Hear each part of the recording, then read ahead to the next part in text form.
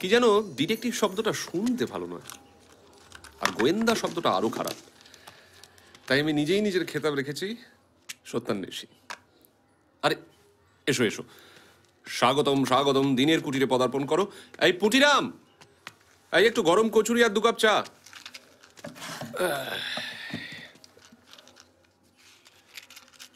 বাসাটি তো তোমার বেশ দিব্যি। তা একলাই থাকো বুঝি? হ্যাঁ, ওই সঙ্গী বলতে কেবল পুটিরাম। আচ্ছা অজিত, তুমি তো বললে তুমি লেখক, সেটাই বৃত্তি নাকি? প্রবৃত্তিকে বৃত্তি করার সুযোগ ছাড়ি কি করে ভাই?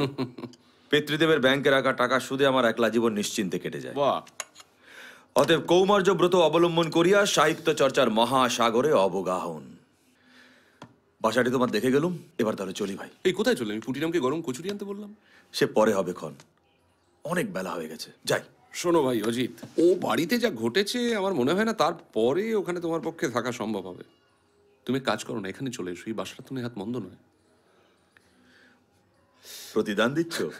না ভাই, প্রতিদান নয়। দেখো কেমন যেন বুঝতে পারছি যে এবার থেকে তোমাকে ছাড়া আমার মন টিকবে না। এই কদিন একটা বদভ্যাস জন্মে গেছে কিনা। আমার একটা শর্ত আছে। বলো।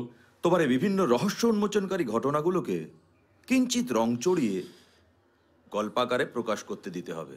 রাজি?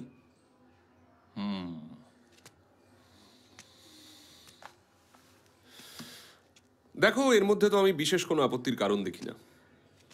আর জানোই তো, জনপ্রিয়তার লোভ বড় দুর্দমনীয়।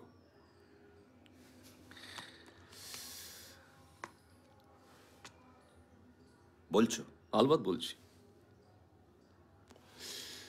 এই কোথায় চললে হনন করে? এই অজিত, কোথায় যাচ্ছ? জিনিসপত্রগুলো আনতে হবে না? আচ্ছা বেশ, আমার জিনিসগুলো আনতে ভুলো না। ঠিক আছে, আমি এখানে এসে দুপুরের খাওয়া সারবো। হ্যাঁ ঠিক আছে, তাড়াতাড়ি ফিরো।